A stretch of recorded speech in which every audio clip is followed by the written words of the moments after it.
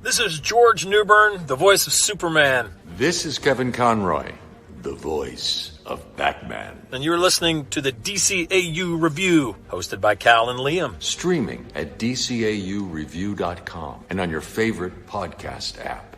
The original Justice League has become a memory. I am resigning from the Justice League. What's going to happen to the League now? We rebuild. From the ashes of that great conflict, a new team has arisen. A much, much bigger team. Each of you brings something different to the table. Old friends, new heroes. And as usual, plenty of bad guys jumping up to get beat down. Calm down, and I'll let you go. How about you kiss my ass? Watch out, evildoers. There's nowhere to run. Because this year, they're all around you. The League is Unlimited. An all-new original series, starring every superhero worth cheering for. And then some. Justice League Unlimited. Where am I exactly? Among friends. There's strength in numbers. Hey everybody, welcome to episode 151 of the DCAU Review. I am one of your hosts, Cal, and with me, my good friend, good brother, and the gentleman that runs our Twitter page. It's Liam. Liam, welcome to episode 151 of the DCAU Review. That's right, and after our landmark episode last week, we are finishing out the month of March with one final episode of Justice League Unlimited, and it's a big one this week. Lots to talk about with this week's episode, the Doomsday Sanction. Of course, we're back in our regular continuity here, picking back up after our 150th episode, which if you didn't get a chance to listen to, head back into the archives at DCAUreview.com and check out that episode.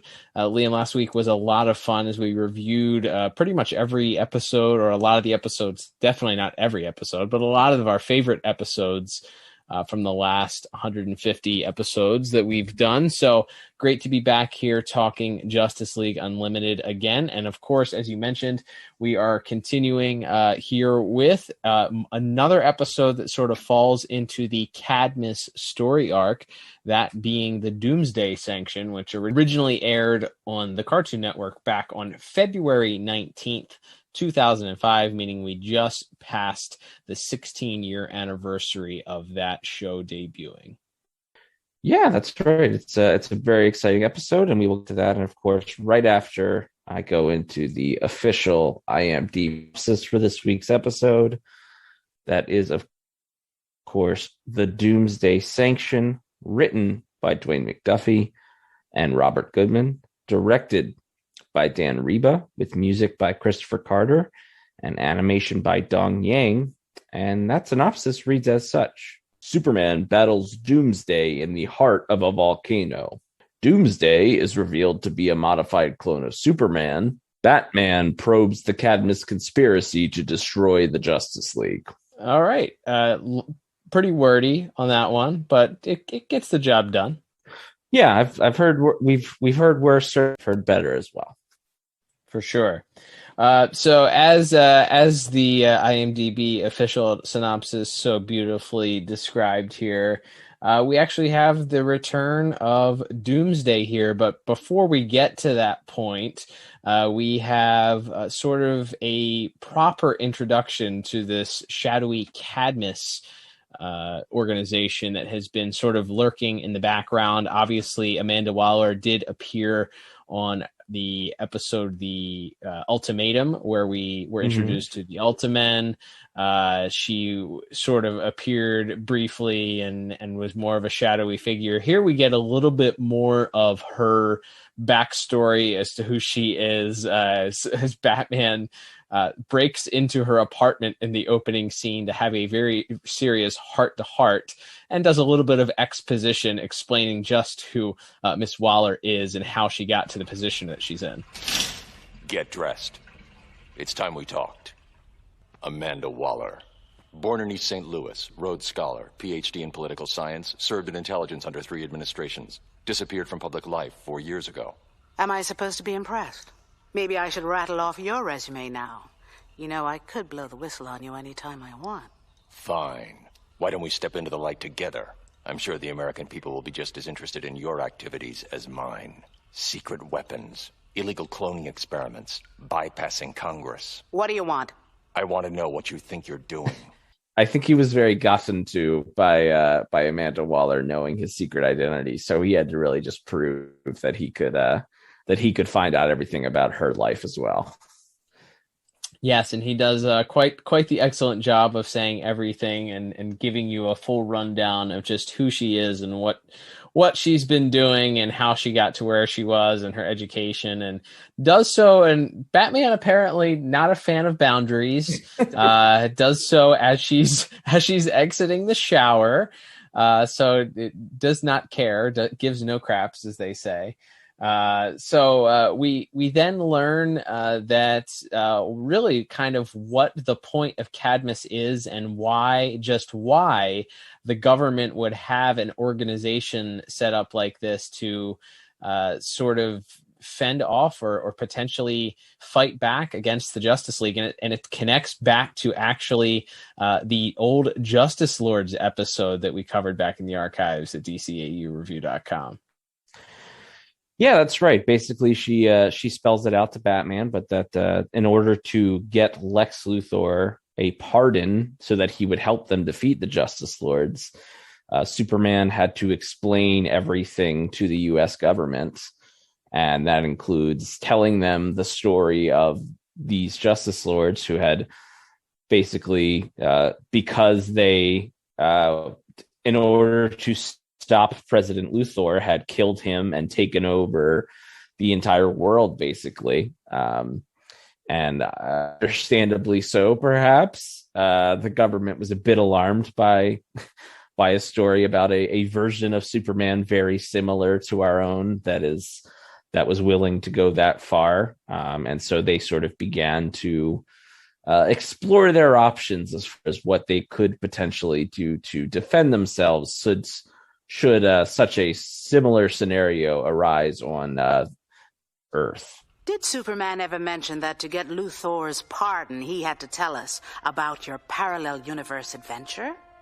All about it? We started to wonder what would happen if you took the same action that the Justice Lords did, so I had my people run some computer simulations. If the Justice League ever went rogue, what do you think would be the result? That's moot. Humor me. In every single scenario, you beat us. Badly. But that was before Cadmus. Now we have the technology to defend ourselves. Whatever you think you're doing, if you present a threat to the world, the Justice League will take you down. If we present a threat, you've got a spaceship floating over our heads with a laser weapon pointing down. In another dimension, 7 of you overthrew the government and assassinated the president. We're the good guys, protecting our country from a very real threat. You.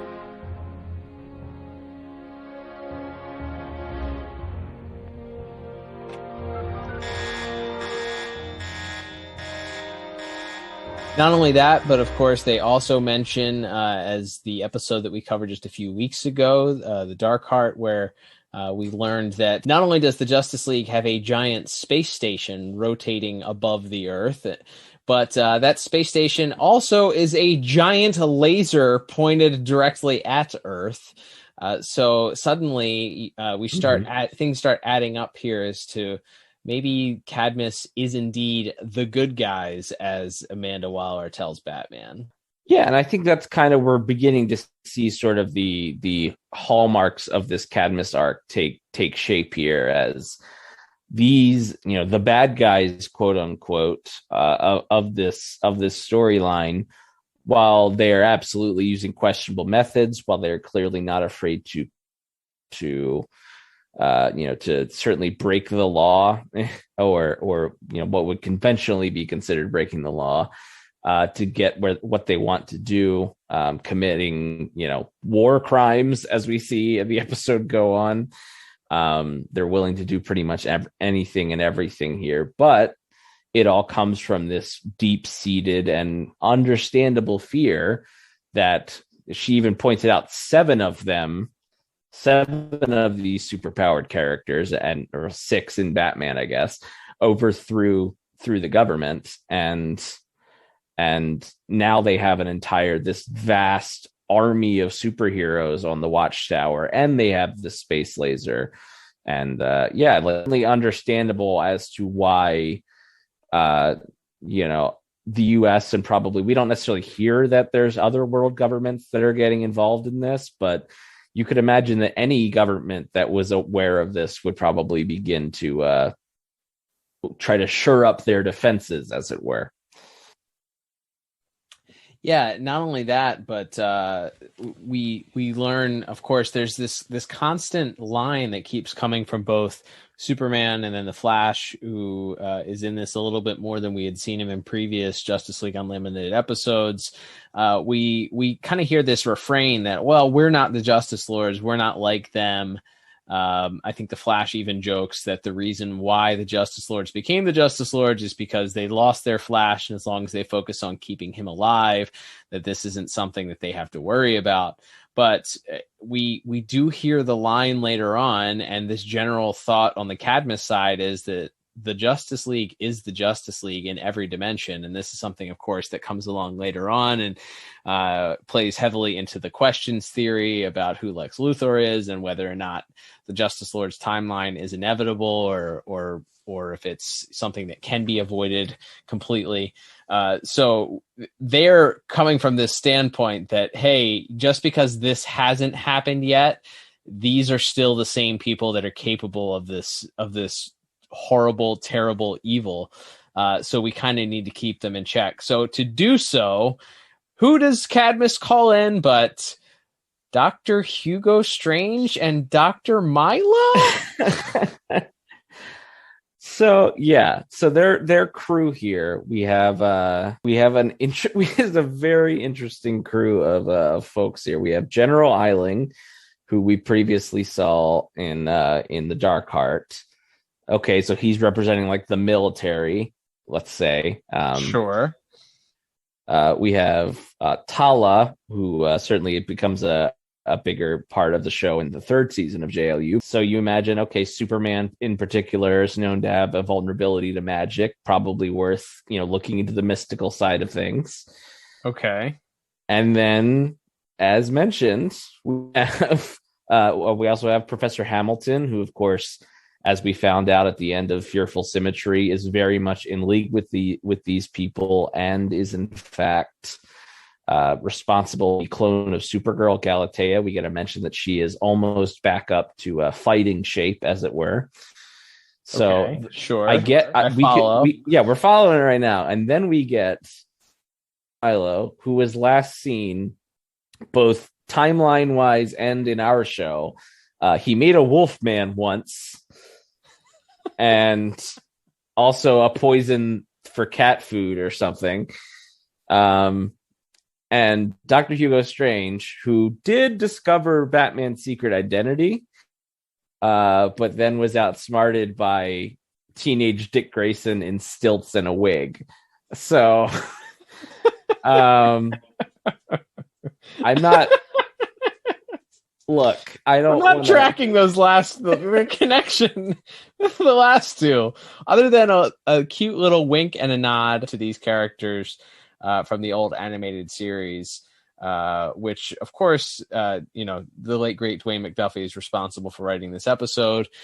So him having a love for that original Batman the Animated Series cartoon, making the connection there, I guess, maybe.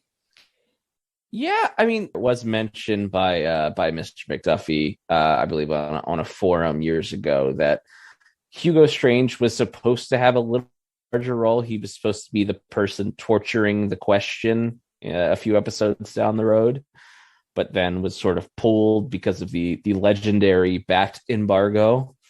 But that being said, it's not like Hugo Strange was known as a torture specialist in animated series, so I don't think that's like a huge loss to the story. Yeah, it felt like, hey, let's just throw in some people.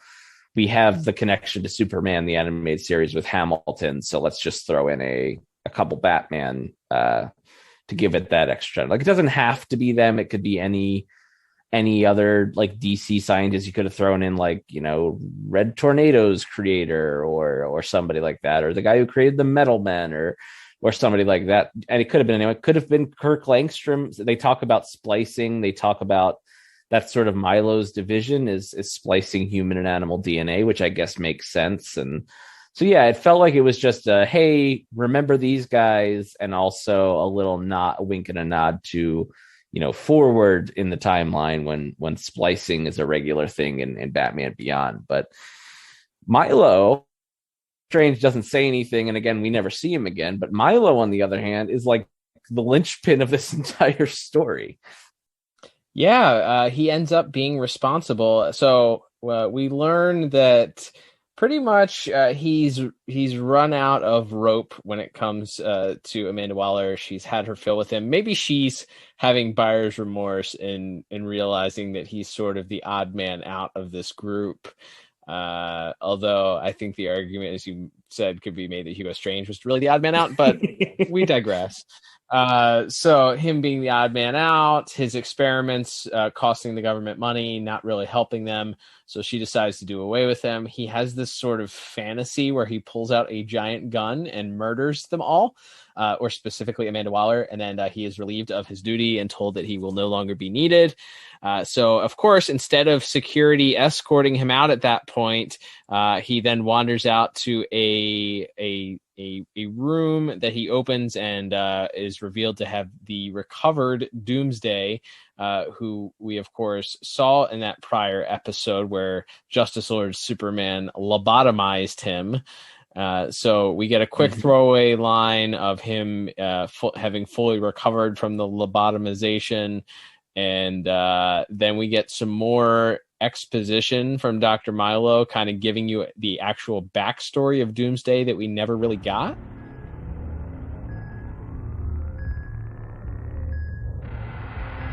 I know you're faking. The lobotomized portion of your brain has completely regrown. Do you remember anything from before? That's all right. I'll show you. You've been used, and you deserve to know. You see, you were created from a sample of Superman's genetic material. But your DNA was altered to make you his superior. And then, you were trained to hate him. You were conditioned, humiliated, repeatedly injured.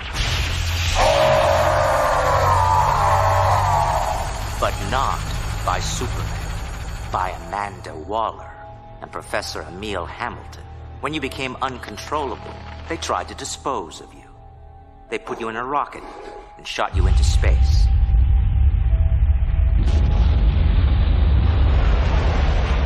But you were too strong. Your struggles threw the rocket off course. And it came back to Earth. When you landed, you fought a different Superman, one from a parallel universe. He lobotomized you. Superman. Yes, good. But he isn't your enemy. Your hatred of him was manufactured. At every turn, Waller and Hamilton abused and betrayed you, just as they betrayed me. Don't we both deserve retribution? Yes. Release me. And you'll solve both our problems? Yes. Yeah, it's so when he shows up in A Better World Part 1, he just falls out of the sky from an asteroid, and he speaks to Justice Lord Superman. Seems to just kind of be a generic alien conqueror type, and that's it. We didn't know what happened to him. We didn't really know where he came from. It didn't seem like it was ever going to be explored again. And so while it's cool to bring him back, to then go, actually, this was all this deep-seated plan by Cadmus, which that in and of itself doesn't make a ton of sense to me, because if Cadmus was really ramped up due to the events of that episode, why did they already have the Doomsday? Like, they already had a Doomsday who they say is a clone or a creature made at least in part. So like, why did they already have that Superman killing machine? I guess you can say because of the events of the series finale of Superman, they were already kind of starting to build up their weapons, but maybe I feel like, I guess, but I thought that's what like, Galatea is about. Right. So I'm a bit on the fence of like why exactly they already had built. And it also goes back to, I think we talked about it at the time, but in the very first episode of Justice League, Super arms all of the nuclear weapons. Why would specifically the US government allow him to do that if they were also funding a giant unstoppable murder machine and a clone of his cousin to kill him? Yeah, I don't know. That doesn't make a whole lot of sense to me. It seemed like that maybe they realized that like they kind of, I don't know. Doomsday sort of felt like a throwaway character in that better world, and I think maybe some of it was we know that some of the writers like to subvert the expectations sometimes of these major tentpole characters and not having them fit into exactly how their comic book counterparts were used. So having him be such a in a better world, having him be such a kind of a throwaway disposable character that gets pretty easily defeated by this alternate universe Superman. Maybe there wasn't original plans to have him come back, and then realizing that, hey, this would be an interesting character to go back and reuse. And maybe Mr. McDuffie, sometimes I know his vision for things didn't always line up for some of the way that the other writers' vision for things looked, and he cared a little bit more about some of the continuity and some of the history of the characters more so than and had a reverence for them maybe more so than some of the standard older writers. So I'm curious, whether or not this was his decision to bring it back, and because it was his decision to bring it back. It is obviously one of the most important characters, especially in the Superman Rogues Gallery over the last 30 years or so, 40 years maybe. That has obviously become such an important character in Superman's lineage. So having him come back in the animated series wasn't necessarily a bad thing, but shoehorning him in as this character that was created by, or this creature that was created by Milo with a similar storyline to that of the Galatea storyline does make it feel a little bit watered down and derivative of that story that they kind of already set up, and especially the purpose behind it. Yeah, I think you can get to where we need to go with this story. Like, you can just say that Cadmus or the US government or whoever took them into custody, and then while he was still kind of brain dead, and once Superman told them about it, they turned his body over to Cadmus, who experimented on him until they realized he was healing or whatever. Like, you can still keep it. I don't think you needed to add in the part where he was like genetically created to hate Superman and brainwashed by Cadmus to do that. Like, I think you could pretty much do what you did and just be like, okay, his brain isn't quite there, but he remembers Superman. He remembers that Superman hurt him. And so when he's freed, all he wants to do is go after Superman, even though he doesn't necessarily realize that it's not the same Superman. So it's fine. Like, it just felt like we connected dots there that didn't necessarily need to be connected. And we could still have Cadmus have him in custody and be expecting on him and break out and go after Superman. I think that's all fine. I think adding in that bit of them being like, and he was a clone, and he was sent off into space in a rocket, and then the rocket somehow turned into an asteroid upon re-entry, and then a bit to fight Justice Lord Superman. I was like, yeah, that's I don't know. Like, it's a lot of coincidence, it felt like to me. Yeah, it seemed like a little extra fluff that didn't necessarily need to be there, which is interesting because as we move forward here in the plot, he actually, of course, apparently kills Dr. Milo very quickly. So Dr. Milo is no more. Rest in peace.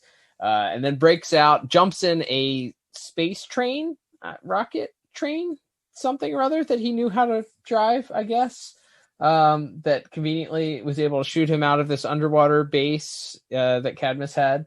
And then he crash lands on this volcanic island that is erupting, that the Justice League is responding to. And wouldn't you know it, it just happens to be the same island where Superman is. And the battle commences between Superman and Doomsday in a volcano. And that is kind of where the rest of the episode culminates here. The Cadmus sort of scrambles once they realize that Doomsday is on the loose and that he is attacking Superman. General Eiling then decides he is basically going to kryptonite nuke the entire island, like a true general would, I guess. My favorite part is the conversation between him and Amanda Waller, where Amanda Waller realizes there's going to be countless civilian deaths at this point and tells him to call it off. And he said, "Oh, yeah, it's too late." And she just goes, "Okay." What were you thinking? You're gonna kill Superman and everyone else on the island. We have to sanction Doomsday. We were going to get to Superman somewhere down the line, and we've been trying to stop drug traffic from San Vaquero for years. The way I see it, 3 birds, 1 stone. Call it off. Anti-abort safeties have already engaged. I couldn't stop it now if I wanted to. Well, certainly, I think that is an interesting scene. We'll certainly get to it in voice acting as well. But like where this general is so single-minded, and again, he makes a sort of a resurgent appearance in the final season as well. But that he's thinking about it so like analytically of like. Because he mentions like, oh, he loves that Doomsday went right back after Superman because he follows his orders, which were to kill Superman. And then when Amanda Waller confronts him, he's like, well, we have to stop Doomsday. We were gonna eventually probably kill Superman anyway, and there's drug trafficking coming off this little island. So there we go. We're all good. And once she realizes she can't stop it, she just kind of looks at the map and it just goes silent. So so that leads to I guess the second half of the episode here. Justice League is mounting this evacuation effort, and Superman's doing what he can to try to prevent this giant volcano from erupting, but is unfortunately accosted by Doomsday, and we see some of their knockdown drag out fight, but we don't. It's funny as much as you would think that like the first true meeting in this universe of Superman and Doomsday, like you said, Cal, maybe subverts some expectations, but that's almost like the C plot of the episode is Superman and Doomsday fighting in this with the Cadmus stuff, and then the other side of it being Batman and John sort of coordinating this evacuation attempt with Wonder Woman and Flash on the ground. So it's like it's really is kind of fascinating to me how you would think that this big epic fight would be the main stuff and everything else would be window dressing, but the fight is not necessarily a huge part of the episode. It's somewhat brief as far as total minutes spent watching the fight anyway. Yeah, which is why I felt like, and we can get ready to get into our scores here as we wrap up the plot discussion here, but I felt like this episode would have been one that was probably better suited as a 2-parter. Obviously, we're in the Justice League Unlimited era here where 2-parters were not a thing. These were 22-minute episodes for the most part. But this episode does feel very clunky at times because of that. I think if you're going to include so much exposition, and especially that scene with Dr. Milo showing you the history of Doomsday, I think in a full 44-minute episode or 43-minute episode, I think that balances out and that takes up enough time for you to kind of get a backstory here. I don't know how you would have necessarily stretched the entirety of this plot into 2 episodes.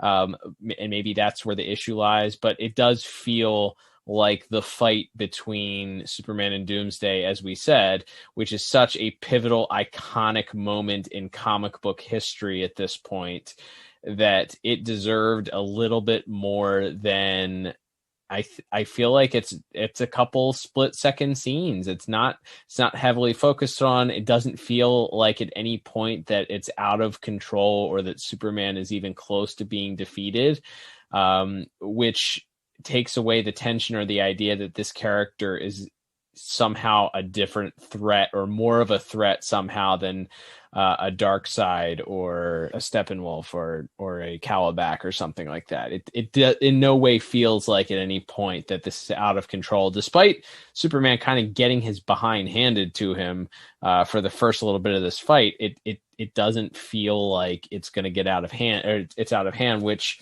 maybe if that was the case, and then you see Superman struggling with the decision to try and re-lobotomize him, which is interesting that he does try to go there again, go there knowing that that's how the Justice Lord Superman, successfully defeated him, and he's unable to. Maybe if there was more time to focus on him struggling with that, or I don't know. I just feel like that this does feel very rushed. And like you said, it's the C or D plot of the entire story, because really wrapping things up, we get a Batman always having to try and sacrifice himself in a javelin to save humanity or to save the other heroes. Yeah, he in the process of realizing this missile is headed for the island, and that there's no way that they'll be able to evacuate. And of course, they figure out that it's lined with kryptonite.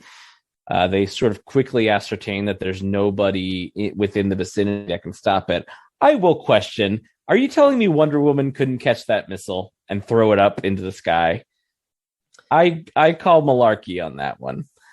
That's fair. I think this is a case of Batman being chauvinistic and assuming that he was the only one that was capable of saving this. I don't know. It didn't seem like Wonder Woman was completely aware. I don't know if she was aware of the situation until that very last moment where Batman was already there anyway. Like, they weren't aware that the missile was on its way.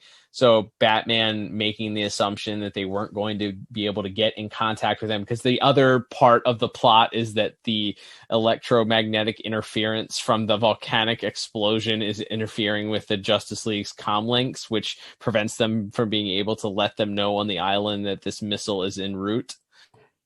Yeah, there's, like you said, it's just too many moving parts. And like I said, I think there's still some cool stuff. It's one of those things where I like almost every story beat of this. I like in a bubble or in a, on paper, but it's so much to try to pack into 22 minutes. And there are those questions. And again, maybe if you had 44 minutes, like you said, we could have come up with a reason why Wonder Woman was otherwise occupied and couldn't stop it. Or like you said, they didn't know about it until the missile was almost already there.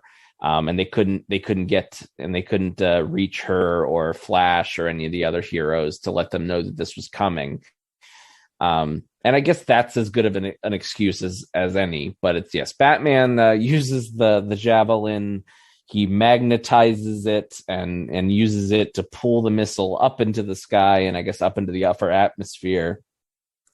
And he ejects from it, but it's sort of caught still partially in the explosion. And at the end of the episode there, we see him all broken up and with lots of bandages and a neck brace and all that. And he has some words for Superman and Wonder Woman as he sort of quickly figures out that they in fact chose to, rather than turn Doomsday over to any sort of authority, they chose to send him to the Phantom Zone. Yeah, and that scene is very... there are some Justice Lords undertones to it, because they're sort of set up there, instead of being in the round table that they sort of usually are, they're set up almost in this judge's position where they have chairs up on a platform and they're looking down at Doomsday and questioning him, trying to get him to give them answers. And when he refuses sort of a sentence, even though Superman is quick to point out that he sees it only as their last resort, he sends him to the Phantom Zone. And that final scene, as we'll talk about once we get to voice acting, Batman none too happy and certainly not in a joking mood when it comes to talking with Clark about this idea and sort of coming around to this idea that maybe the Justice League is the true threat. Maybe Cadmus is onto something at this point, which is interesting. And Bruce is none too happy that he's sitting there kind of all banged up and Clark is making jokes. Yeah, like I said, it definitely plays up some tension. Unfortunately, I don't really feel that this tension. Now, we see more of Superman, sort of a variety of people sort of point the fingers at him over the rest of this Cadmus arc and tell him he's not quite acting like Superman should. Later on, it's the Question, it's Captain Marvel, not that one.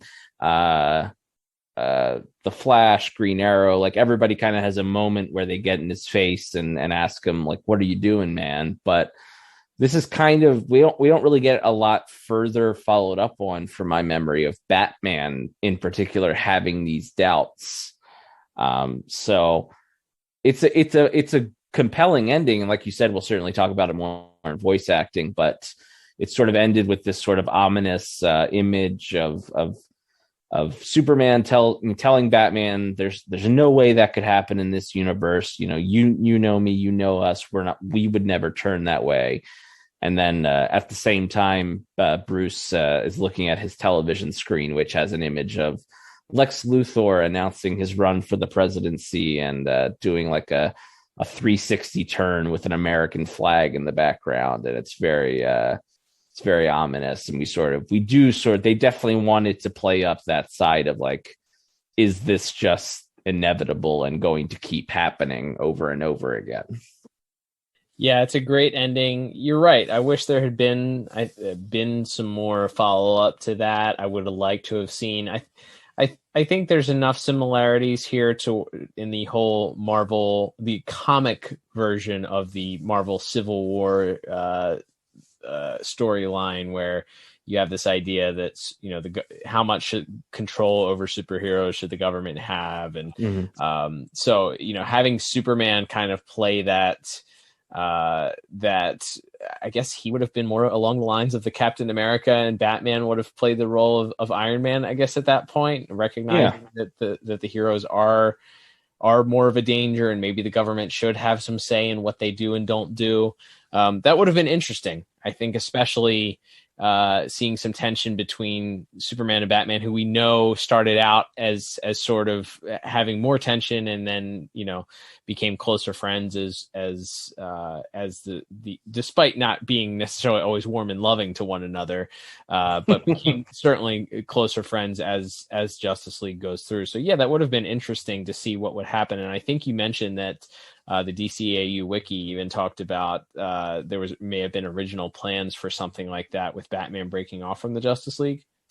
Yeah, so there's a special feature on, I think it's actually on the final season's DVD, but it's sort of an overview of the Cadmus arc with some of the creators, Bruce Timm and Dwayne McDuffie among them. And Bruce Timm mentioned that this was originally going to be the idea was Batman was kind of going to officially cut ties with the Justice League here, and he was maybe going to take a few other non-superpowered heroes with him and kind of form his own group, and that they would maybe even end up working with Cadmus against the League, but that at a certain point they felt like it would be hard to do that without making Batman look like a straight up bad guy, and I think they were a little worried about that characterization, so they kind of backed off that ledge. But yeah, so the ending, again, like we said, it's a super packed episode, and then that ending does raise some interesting questions. It seems to have a lot of potential to continue the story, and like we said, the Superman side of it is certainly continued, as we'll get to when we review those episodes, but the Batman side is pretty is not really followed up on. So for all those reasons, I again, we still try to grade these one at a time. I don't try to grade it based on what happens in the future. It is a good ending, but overall, because it's so packed, and I don't think they quite nail the pacing of everything, I ended up settling on a 7 out of 10. So I still liked it quite a bit, but definitely room for improvement. Yeah, I gave it a 6 out of 10. So I'm pretty close with that. I think that you're right. I think it's a little bit clunky at parts. It feels like maybe this was their chance to kind of redeem the use of that Doomsday character, and they didn't quite nail it. So kind of another swing and a miss on that side. With that said, I think the things touched on this episode, regardless of whether or not they're followed up on or not, I think are interesting enough to warrant a better than average score. Agreed. All right, Liam, let's move on to our next category, which will be visual and animation. So we have lots to talk about here, some great stuff. Let's talk about what your thoughts were on visuals and animation. Yeah, I think the first thing that stands out to us, besides all, as we already mentioned in plot, all of these kind of returning characters from Milo and Strange and Hamilton to Doomsday. The thing that stands out to me, and I think it's another reason why I wish we could have seen a little bit more of the fight, is having the fight between Superman and Doomsday take place on the inside of a volcano. So they're literally fighting among this rocks and lava, and everything is sort of glowing red inside, and having it sort of be this race against time where Superman's trying to stop this volcano from going off, and he's trying to buy the rest of the League time to get everyone evacuated. I think there's a very unique environment. I think the backgrounds are really cool, and I think what we see of the fight in the volcano is pretty cool. But that's kind of the standout visual stuff to me. Yeah, I think from the get-go, there's from the opening scene, once we get past the credits, there's an interesting trick that they did where the Justice League is sort of sitting at the round table and they're discussing kind of who Cadmus is and why they're doing what they're doing. And the camera is sort of panning around the table. And then there's a transition where it passes a chair and then it's over to Cadmus and it's doing the same thing. And Cadmus is, the members of the Cadmus team are sitting around their own round table and having their own discussion about the Justice League. And as it pans, it keeps switching back and forth between the two of them. I thought that was a really neat trick. Cinematically, it worked very well. It would work very well in a movie.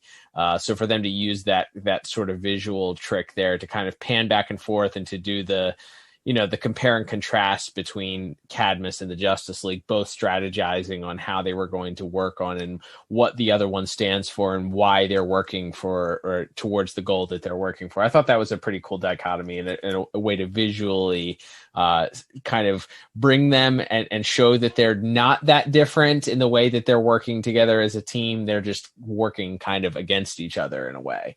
So I thought that was a pretty neat visual there to start off. I also had the volcano written down as a great visual. There is some great color I felt like in this episode too. Even as Batman is piloting the javelin later on, he as he likes to do, he likes to burn up upon re-entry as he's flying the javelin at top speed in order to catch up with this missile. And there's a shot of Batman in the cockpit and the light from the fire that is or the burning that's coming as he's re-entering the atmosphere shining off of him I thought was a great visual. There's also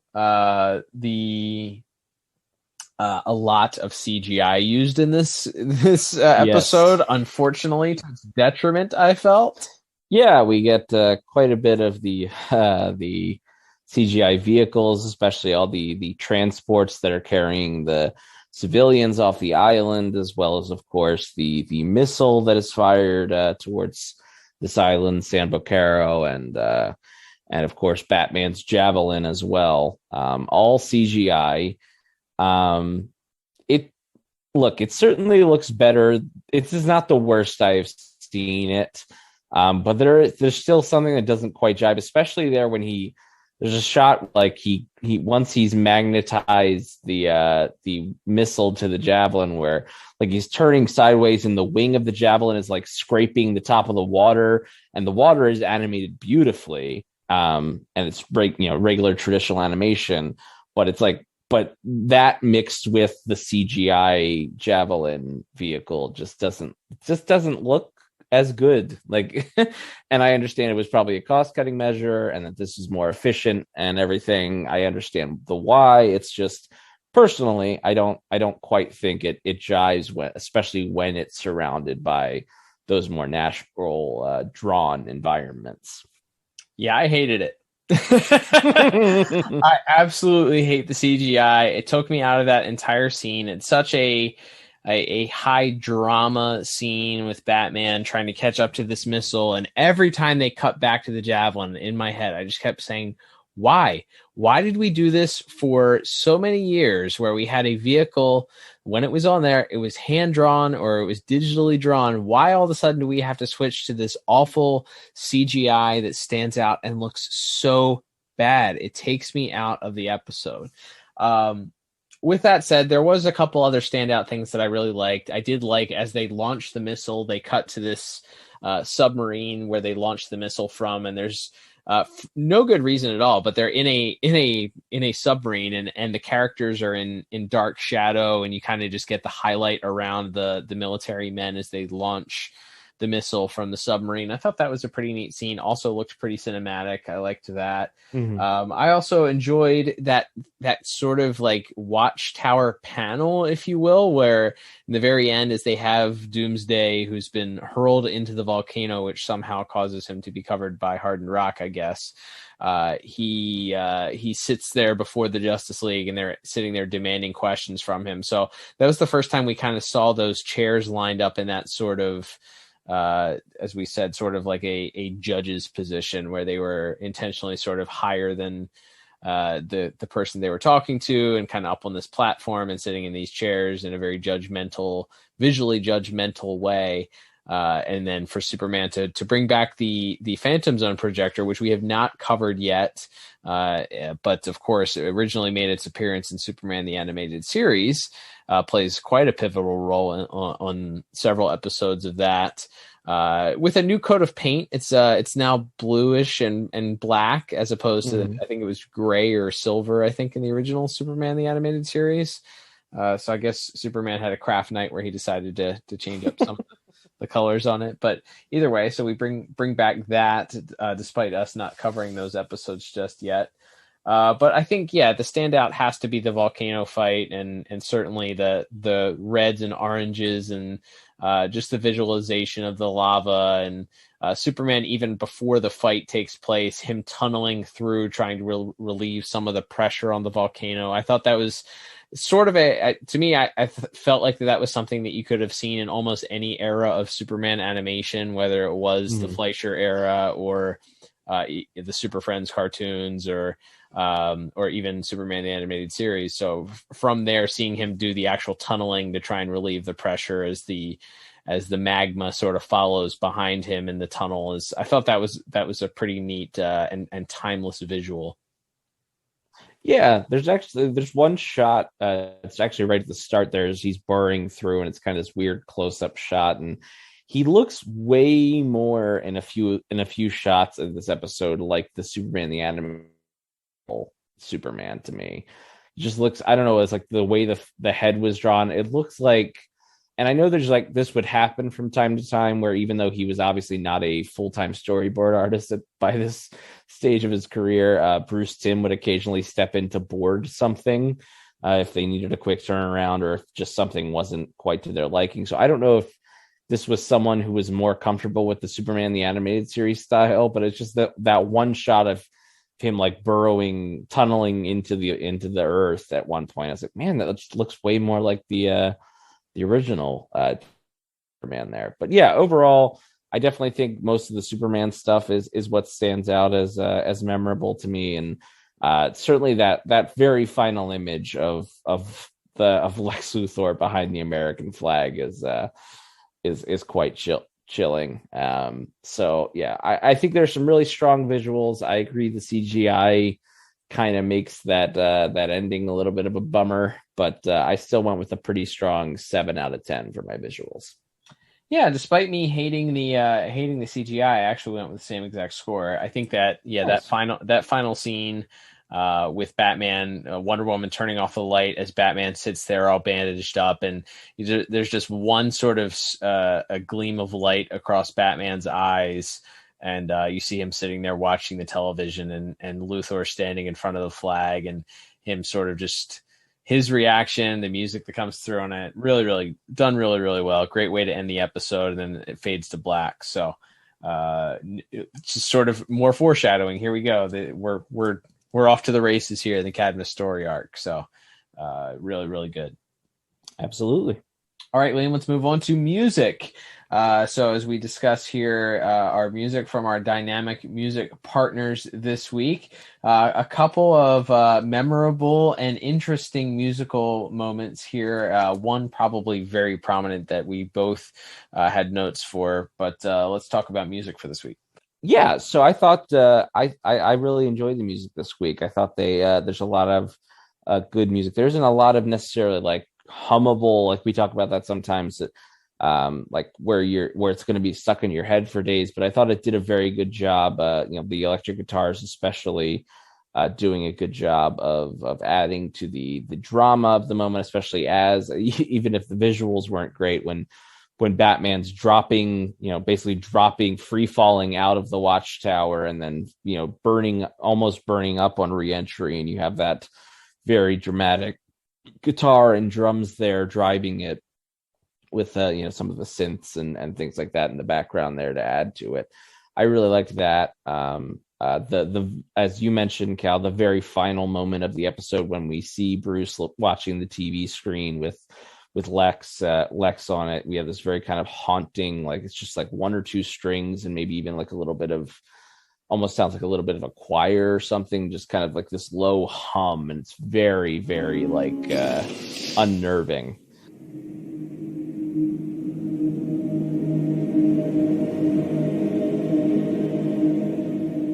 In that moment, and very ominous. Absolutely. And then I think there's a very unique rendition of the Superman, the animated series, Shirley Walker's Superman theme that plays near the end of the battle, which really stood out to me as well. Yeah, that was the one that I had major notes about.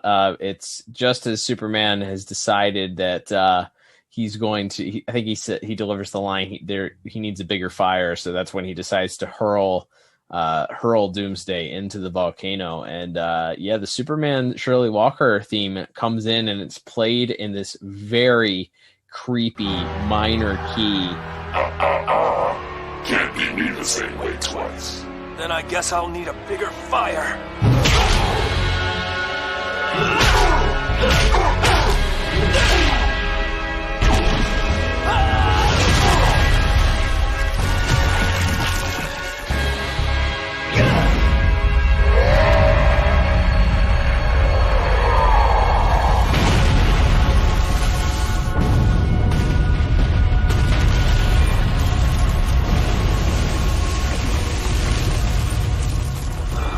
That kind of leads you to kind of see that, okay, so he already just tried to lobotomize him a la the Justice Lord, so now he's going even further, and it appears, at least initially, that he kills him. I mean, that's kind of what you're led to believe until the next scene, where you realize that somehow hurling this creature into the mouth of the volcano just had him covered in rock or something.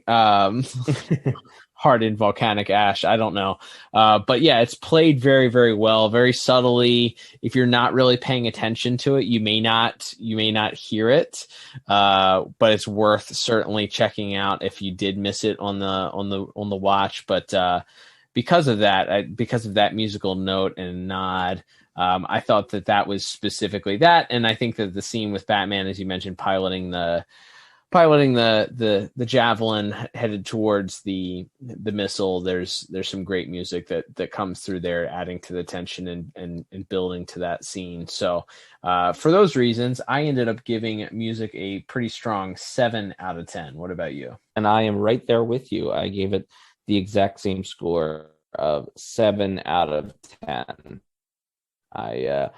A couple of great professionals in Michael McCuistion and Christopher Carter specifically, but music definitely a big part of what makes this episode work. Agreed.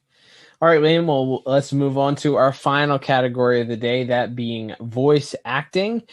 So we have a lot of our series regulars returning here and a few new characters as well. Let's talk about our voice cast.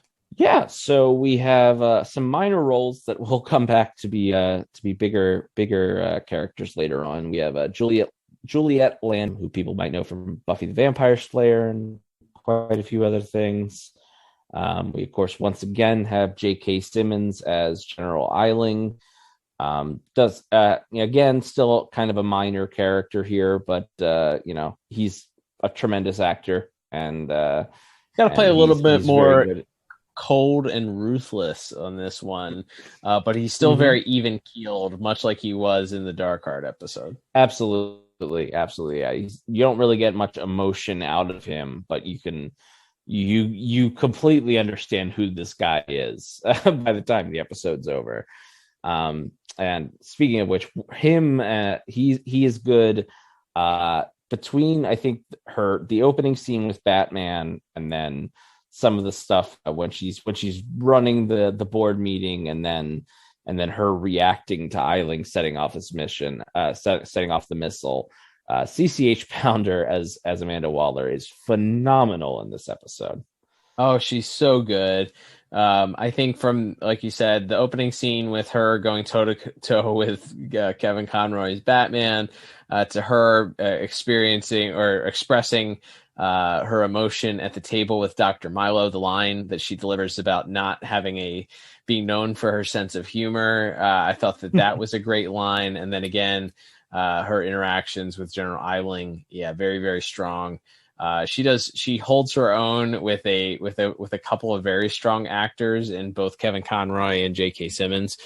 Real strong performance from her. And we mentioned her performance on Ultimatum and how what a great job and what a great actress that she is, obviously. And this is just another great showcase of that talent. Yeah, absolutely. She's couldn't say enough great things about her, especially like we said, that opening scene and especially as that scene ends where she sort of lays out that again, she says we're the good guys and we're protecting the world from a very real threat, and Batman just kind of silently has to walk out of her bathroom.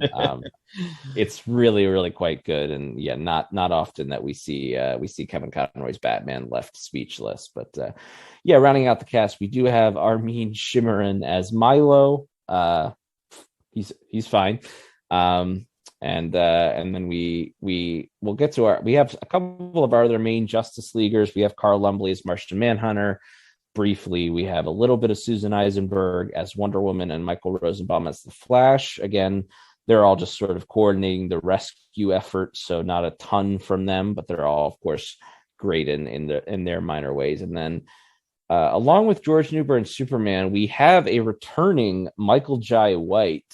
Who's an accomplished actor, very recognizable voice, but unlike in his first appearance in A Better World, where he also played Doomsday, they put this voice modulator, they just put it through a bunch of different effects, and he has this deep, it doesn't sound like a monster voice to me. It sounds like someone read lines and then they put them through a filter,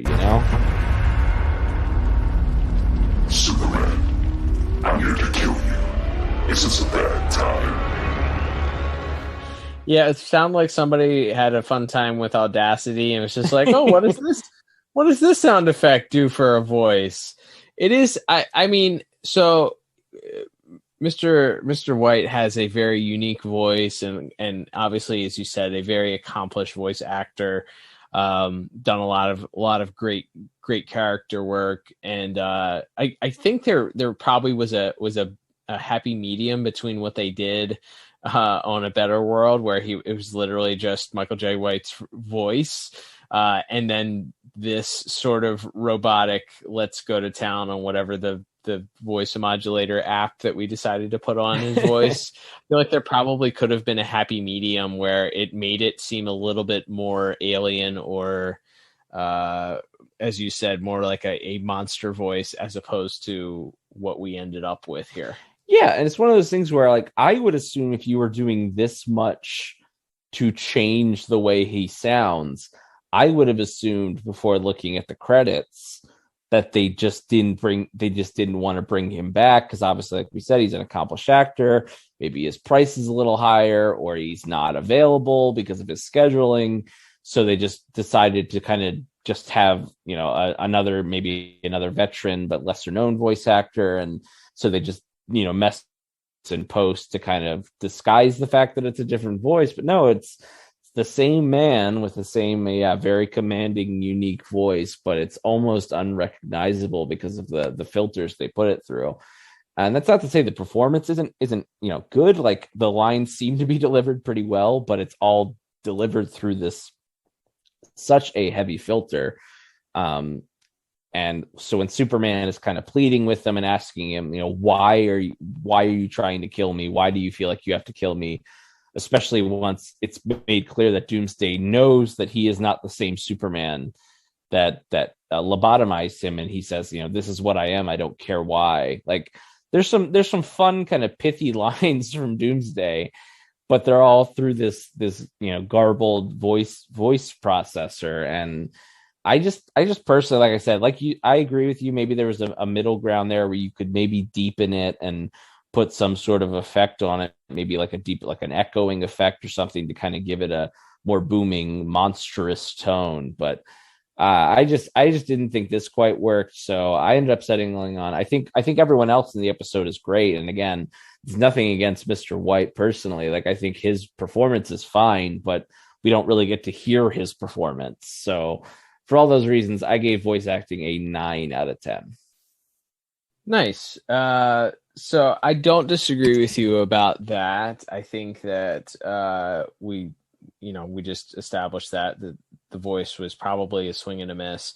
However, I think based solely on that final scene between Kevin Conroy and George Newbern and a little bit of Susan Eisenberg, the Trinity kind of having this conference, and Kevin Conroy's performance, it kind of is really expertly bookended between that first scene with Amanda Waller and then the last scene between Bruce and Superman. You'll do anything to avoid monitor duty. Sent him off to the Phantom Zone, didn't you? He left us no choice. Spoken like a true Justice Lord. What? Come on. Passing judgment like gods, with our superpowered army and our orbiting death ray. Cadmus is right to be scared. The human race wouldn't stand a chance. We'd never go there. It isn't in our nature, and nothing can change that. Nothing? What if Luthor does become president, like he did in their world? What would stop you from doing what that Superman did? There's always that kryptonite you carry around. You don't get to joke. Not today. I just took a bullet for you. I'm sorry, Bruce. You're right. But you don't have to worry about the Justice League. Trust me. You know me. Yeah, I do. Get some rest.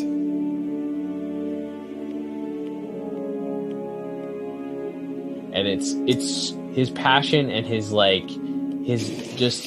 kind of had enough, and he's so fed up. He's a part-timer in the Justice League. He's just not like, he's irritated, and he's also, you know, suddenly wondering if the Justice League does have too much power. That little sort of soapbox that he gets on and sort of lecturing Clark, and getting irritated about Clark making little jokes about it. I thought that was really, really strong. I really liked it. I thought that compared with Ms. Pounder's voice and J.K. Simmons and everything kind of together, left me with no choice but to give this a perfect 10 out of 10. Nice. Yeah. All right, Liam. Well, that will begin to wrap us up here. So let's total up our scores. And totaling everything up here for me, I end up with a 30 out of 40. What about you? And I have the exact same score. In fact, a 30 out of 40 as we wrap up. Yeah, I mean, as far as we can jump into rewatchability here, yeah, this is definitely one you got to watch. It's not only important because of all the characters that are in this particular episode, but as we mentioned, it sets a lot of groundwork. Even small things like Batman mentioning that he has the Question looking into the Luthor and Cadmus connections. Just a lot of things.